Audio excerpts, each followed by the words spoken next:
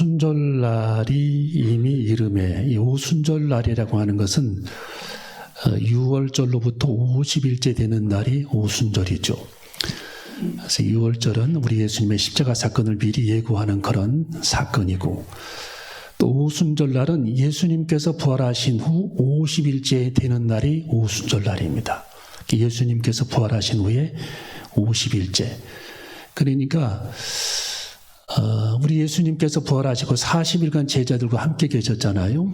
계시고 그때 예수님의 그 제자들이 이제 우리 예수님께서 너희들은 예루살렘을 떠나지 말고 기도에 집중해라 하고 말씀해 주셨을 때에 제자들이 열흘 동안 계속해서 마가다락방에 모여서 그들이 하나님 앞에 기도를 했는데 열흘째 되는 날에 성령님께서 그들에게 오셨다라는 거예요. 열흘째 되는 날. 그러니까 50일째죠. 예수님께서 부활하신 후 50일째 성령님께서 마가다락방에 드디어 임하시는 그런 장면이 오늘 여기 성경에 기록이 되어 있습니다.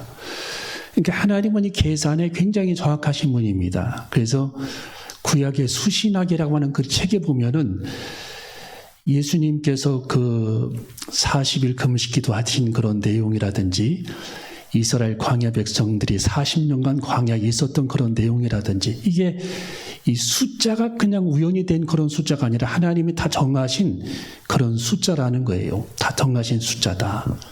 7번 엘리야가 하나님 앞에 기도한 그 숫자도 구약 성경에는 완전 수가 7이거든요. 7번째 기도했다. 그 내용도 이 숫자에 다 개념이 있는 겁니다. 그 뜻이.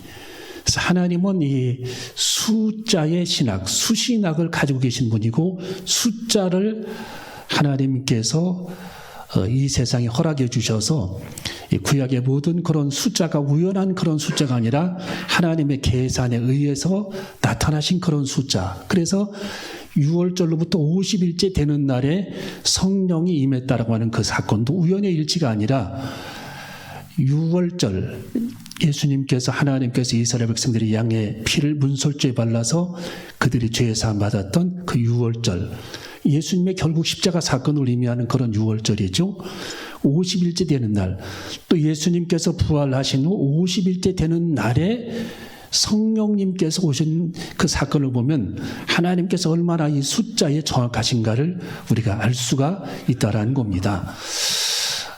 그래서 이제 그 예수님께서 이제 이 세상에 다시 제자들과 헤어진 후에 열흘 만에 다시 오신 겁니다. 예수님이 성령님으로 다시 오신 겁니다. 마가다락방에. 누구로 오셨다고요? 성령님. 그래서 우리가 성경 로마서 8장 9절에 보면은 그리스도의 영이 성령이다라고 말씀해 주셨고 사도행전 16장에도 예수의 영이 성령이다라고 말씀해 준 겁니다. 그래서 우리 예수님께서 천국으로 승천하셔서 이 땅에는 아무도 안 계신 걸로 생각을 했는데 열흘 만에 다시 예수님의 영 성령님이 제자들에게 오셨고 인류에게 모든 성령을 사모하는 자들에게 성령을 부어주셔서 성령으로 이 세상에 오셨고 여러분 지금 내면 속에서도 성령으로 예수님이 오신 것입니다. 그래서 예수님을 주라 시인하는 모든 사람들은 성령을 이미 받은 자라는 거예요. 이미 여러분은 성령을 받은 분들입니다. 그래서 우리는 성령님께서 우리 안에 계시기 때문에 얼마나 이 일이 기쁘고 한없이 즐거운지 이것은 천하를 다 얻은 것보다 더 큰 기쁨이 성령님께서 내 안에 오신 것입니다. 예수님께서 내 안에 오셨다라는 겁니다. 그래서 예수님께서 내 안에 오신 이 사건은 엄청난 그런 축복된 그런 사건이고 인류 역사상 가장 귀한 예수님의 탄생과 함께 우리에게 예수님의 영 성령님께서 오셨다라고 하는 것은 이미 우리들의 삶을 그분이 안내하겠다라고 말씀해 주셨고 인도에 주시겠다라고 말씀해 주셨기 때문에 우리는 하루하루 걱정할 게 없는 겁니다. 왜? 예수님의 영 성령님께서 우리의 삶에 오셔서 내 마음속 가운데에 오셔서 우리들의 삶의 길을 인도해 주시기 때문입니다. 그래서 이 성령님께서 우리 삶 속에 오셨을 때에 이 마가다락에 오셨을 때에는 성경에 보면은 어떤 현상이 나타나게 된 겁니다. 어떤 현상이 나타나게 됐죠? 자, 성경을 한번 읽어 봅니다. 자, 사도행전 2장 1절과 3절. 사도행전 2장 1절, 2절, 3절. 시작.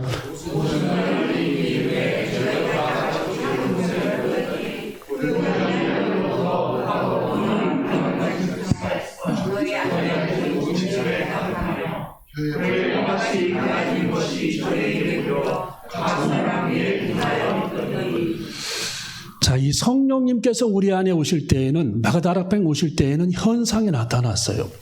바람 같은 소리가 있었다. 불꽃처럼 현상이 나타났다. 이 성령님께서 우리 사람들에게 오실 때 나타나는 현상은 우리가 책에 보면은 제가 그 논문집도 하나 쓴 것이 있는데 두 가지 현상이 있어요. 아무런 현상이 없는 사람이 있고 이 현상을 느끼는 사람이 있어요. 현상. 제가 중리동에서 목회할 때 현상을 느꼈는데 1년 동안 금식 기도를 했었는데 아침 금식을 했었는데 거의 1년 다 돼갈 때에 강단에서 저녁에 여름에 기도를 하는데 바람이 막 부는 그런 현상이 나타났죠. 저는 그게 무슨 뜻인가 했어요. 아니 창문을 다 닫아놨는데 왜 이 바람이 불까? 저만 느끼는 바람이죠. 커튼은 움직이지를 않는데 바람이 막 불어서 그 바람이 제 안으로 막 들어가는 현상. 이게 어떤 현상일까라고 생각을 했죠. 알고 봤더니 성령의 나타남, 성령의 다시 기름 부으심. 그런 현상을 저는 그때 33살 때 경험을 했어요. 예. 그 후로 이제 그 어떤 일이 벌어지냐면은 주님의 일을 하는 게 그렇게 기쁨이 있었어요. 그 다음날부터 주님의 일이 기쁨이 있었어요. 청소를 하든 뭘 하든 준비를 하든 가리키든 성경을 읽든 기도를 하든 그렇게 기쁨이 있었어요. 그 기쁨이 충만했습니다. 그래서 성령님께서 이 나타나시는 현상, 기름 부으심의 현상은 위로부터 하나님 나라로부터 우리들에게 주시는 하나님의 생기, 하나님의 에너지를 하나님께서 우리에게 불어 넣어주시는 시간입니다. 하나님의 큰 하늘의 에너지, 그러니까 하나님의 에너지를 우리들에게 불어 넣어주시는 시간이 성령이 임하는 시간입니다. 그래서 우리가 성령이 우리 안에 임할 때는 하나님의 에너지가 우리 안에 넘치는 겁니다. 하나님의 에너지가. 그래서 청소를 하든 가르치든 주님의 일을 하든 봉사를 하든 헌신을 하든 운전을 하든 교사를 하든 찬양을 하든 어떤 일을 하든지 하나님의 영 성령의 그 에너지, 하나님의 그 기쁨의 에너지가 생기로 우리 안에 팍팍팍 이렇게 집어넣어가서 우리 안에 다가와서 그 하나님의 에너지가 날마다 이렇게 전달이 되는 겁니다. 여러분, 사도 바울이 전 세계 유럽에 가서 하나님의 복음을 전하고 로마에 가서 하나님의 복음을 전하고 소아시아에 하나님의 복음을 전할 때 자기 힘으로 했겠어요? 그게? 하나님께서 위로부터 주시는 하나님의 엄청난 그 능력이 그에게 흘러넘쳤기 때문에 그가 계속 그 에너지를 받아서 하나님의 복음을 전하게 된 겁니다. 여러분, 우리가 성령 받게 되면 하나님의 에너지를 주십니다. 하나님께서 우리에게 많은 에너지를 불어 넣어주시는 겁니다. 기쁨의 에너지를 불어 넣어주시는 겁니다. 창조적인 에너지를 불어 넣어주시는 것입니다. 지치지 않는 그런 에너지를 하나님이 성령을 통해 불어 넣어주시는 것입니다. 봉사할 수 있는 그런 에너지를 많이 하나님께서 쏟아 부어주시는 것입니다. 그래서 이 제자들이 분기점입니다. 지금 이 사도행전 2장이 분기점이에요. 여기서 그들이 성령을 받고 그들은 맨발로 튀어나갑니다. 왜? 전 세계 그들이 흩어져서 하나님의 복음을 전하게 되는 현상이 바로 하나님께서 위로부터 공급해 주시는 하나님의 능력을 그들이 부여받고 그 에너지를 가지고 하나님의 복음을 전파했기 때문에 이게 그들의 사역의 분기점입니다. 분기점. 그전에는 그들이 힘이 없었어요. 빨리 지쳤습니다. 예. 그리고 조그마한 일에 그들이 넘어졌습니다. 그리고 조그마한 어떤 협박에 그들이 예수님을 부인했습니다. 그런데 이후로는 그들이 엄청난 하나님의 그 에너지를, 성령 에너지를 공급받고 그들은 지칠 줄 모르는 그런 야생마처럼 나가서 하나님의 사역들을 감당했던 예수님의 제자들과 초대교회 그 성도들이 촥촥촥 그들이 빅뱅하듯이 퍼져나가서 하나님의 복음을 전파했고, 예. 또 핍박이 있을 때는 굴 속에 들어가서 그들이 숨어 지내다가 또 나와서 하나님의 복음을 전하고, 터키의 갑바도키아 있는 그 굴 속처럼, 예. 로마의 그 굴을 파고 카타콤처럼 그들이 굴 속에 들어가서 핍박을 견디고 하나님의 복음을 전하기까지 그들은 지칠 줄 모르게 하나님의 복음을 전했던 이 초대교회 성도들의 그 에너지가 어디서 나왔느냐? 바로 여기에서부터 시작됐다라는 거예요. 오늘 본문에서부터 시작이 됐다. 자, 그래서 오늘 여기 본문 성경에 보면은, 자, 3절을 읽어봅니다. 3절, 4절까지 시작.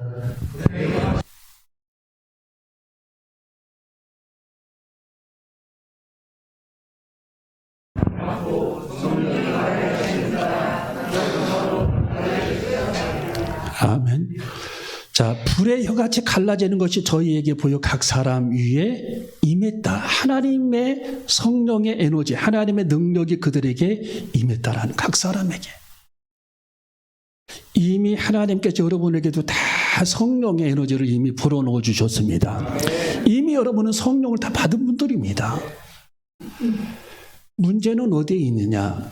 자, 내가 지금 하나님께 성령을 받았는데 성령으로 살아가느냐, 내 힘으로 살아가느냐, 이것이 관건입니다. 하나님, 제가 오늘 하루를 살아갈 때에 성령으로 살기를 원합니다. 그러면 성령으로 그 하루를 살아가는 겁니다. 그리고 계속 성령님과 교제합니다. 스위치를 켜는 거죠. 성령의 스위치. 예, 우리가 스위치를 켜면 전기에 불이 들어오듯이 성령님과 교제하면서 성령으로 살기를 결단했다면 날마다 우리는 성령의 능력이 편승해서 또 성령님과 교제하면서 성령의 이름을 부르면서 의식적으로 그분과 함께하겠다라고 말씀을 고백하면서 성령의 감동으로 살아가는 나날이 되어줘야 할 줄로 믿습니다. 이것이 성령으로 사는 사람들의 비결입니다. 그래서 이 성령으로 사는 사람들은 성령의 능력으로 살아갑니다. 또 성령의 지혜로 살기를 원합니다. 성령께서 그들의 삶의 길을 인도해 주시기를 원해서 날마다 성령, 하나님께 성령님 되기를 인도해 달라고 하나님 앞에 간구하고 하루를 시작합니다. 그것이 다른 겁니다. 여러분, 수레를 사람들이 힘으로 끌고 다니잖아요. 근데 자동차가 개발이 되면서 엔진이 달아서 엔진의 힘으로 움직이잖아요, 자동차들이. 성령 받은 사람들은 성령의 힘으로 움직입니다.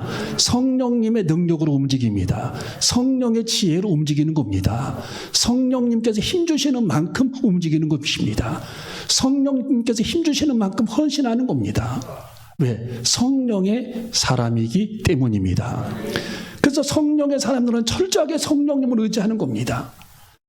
여러분, 사도행전 8장의 빌립 집사도 날마다 하나님의 성령의 의지에 그는 살아가죠. 성령님이 광야로 나가라, 광야로 나가죠. 마차를 세우라, 마차를 세우죠. 에디오피아 대식이 복음을 전해라, 복음을 전하죠. 성경을 해석해줘, 성경을 해석하죠. 가다가 침례를 줘, 침례를 주죠. 성령이 빌립 집사를 혼연히 이끌어 가신지라. 그게 결론입니다. 자, 우리 한번 따르고, 성령이 빌립을 혼연히 이끌어 가신지라. 여러분, 우리는 성령이 여러분의 삶을 이끌어 가야 할 줄로 믿습니다. 성령님께서 내 삶을 이끌어 가야 합니다. 내 삶은 철저하게 성령님의 인도를 받아야 합니다. 이것이 관건이라는 겁니다. 예. 내가 오늘 하루 내 힘으로 살아갈 거냐, 아니면 성령의 인도를 받아 하루를 살아갈 거냐. 예, 내 힘으로 살아가면 주님은 굉장히 성경에 보면은 신사적인 분입니다. 하나님은 자유의지를 줬어요, 우리에게. 그 성령을 거부하면 주님은 그래, 네 맘대로 해봐, 그렇게 말하는 겁니다, 주님. 그리고 딱 끊어버리는 겁니다. 한번 해보라고. 근데 성령님의 이름을 부르면 우리 성령님께서 역사하기 시작하고, 그래, 내가 역사하마, 네 길을 인도하마. 그래서 사도행전 16장에 이 사도 바울도 내가 오늘 어디로 하나님의 복음을 전하러 갈까? 늘 성령님에게 질문을 했어요. 그는 소아시아로 하나님의 복음을 전하기 위해 출발하려고 짐을 쌌는데 계속 환경이 그를 막아요. 계속 막아요. 성령님, 이게 무슨 뜻입니까? 문이 열리지 않네요. 여러분, 성령 하나님께서 환상을 보여주며 마케도냐 사람 한 사람이 두 팔을 벌려 우리를 도와주세요 하는 환상을 하나님의 영 성령님께서 사도 바울에게 보여줍니다. 그때 이 사도 바울은 하나님의 성령의 음성과 사인을 듣고 마게도냐로 출발하게 됩니다. 성경에 뭐라고 나와 있어요? 성령님께서 그를 인도에 가졌다라고 말씀해주고 있는 것입니다. 그는 소아시아로 가려고 힘쓰고 애썼다라는 거예요. 자기 생각으로. 그런데 하나님의 영 성령님은 그 길을 원하지 않았습니다. 마케도냐가 우선이라고 말씀해 주셨습니다. 여러분, 우리는 오늘 하루를 어떻게 살아갈까요? 내일을 어떻게 살아갈까요? 금년을 우리는 어떻게 살아갈까요? 우리는 내 힘을 다해도 성령의 능력과 힘을 쫓아갈 수 없습니다. 우리의 지혜를 총동원 해도 하나님의 지혜를 따라갈 수 없습니다. 우리의 능력과 힘을 총동원 해도 하나님의 능력과 힘을 우리는 쫓아갈 수 없습니다. 왜? 성령님은 전능하신 하나님이시기 때문입니다. 그래서 우리는 날마다 성령의 인도를 구하는 삶을 살아가야 할 줄로 믿습니다. 자, 그래서 오늘 여기 성경 마지막 4절을 읽어봅니다. 자, 심지어는 방언조차도 말조차도 성령이 말하게 하심을 따라 했다라고 말씀이 기록이 되어 있습니다. 4절 시작.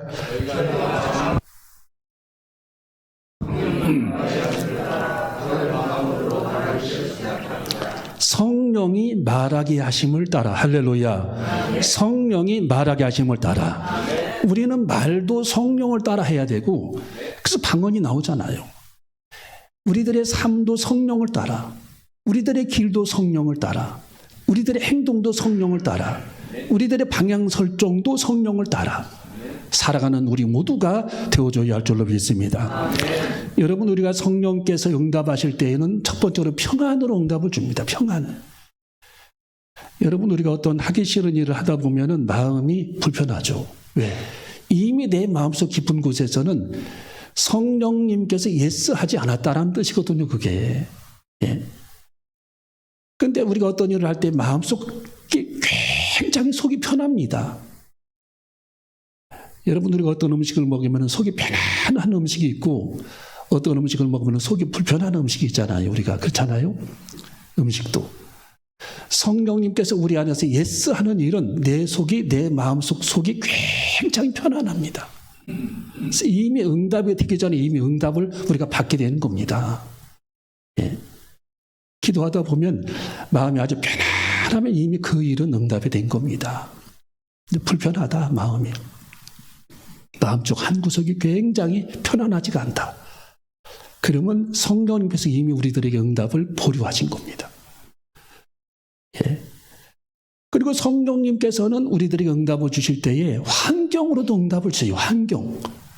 문이 막 닫혔어. 이렇게 닫히면은 이미 하나님께서 환경을 통해 우리들에게 사인을 주시는 겁니다. 사도 바울이 소아시아로 가려고 할 때 문이 계속 닫힙니다. 탁탁탁탁 문이 닫힙니다. 성경에 힘쓰고 애를 썼으나 라고 나와 있어요. 여러분, 하나님의 영 성령님은 환경을 통해서도 열린 문과 닫힌 문을 통해서도 우리들에게 응답해 주시는 것입니다. 열린 문과 닫힌 문을 통해서. 닫혔으면 성령의 사인입니다. 계속 닫히면 수문이 계속 닫힙니다. 성령의 사인.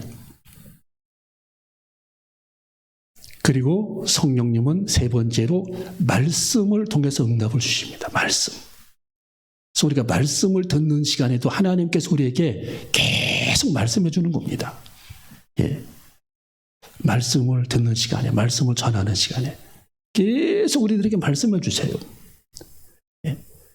그래서 저는 말씀을 준비할 때도 늘 성령의 음성을 들으려고 합니다. 꼭 교인들에게 필요한 말씀을 성령님이 전해 주세요. 예. 그러면 주님께서 정말 필요한 말씀을 주십니다. 제가 노트에다 이렇게 빼곡하게 하나님의 말씀을 준비를 해도 이 성령님께서 이 말씀을 무시하고 성령님이 주시는 말씀이 있어요. 예, 그때. 예.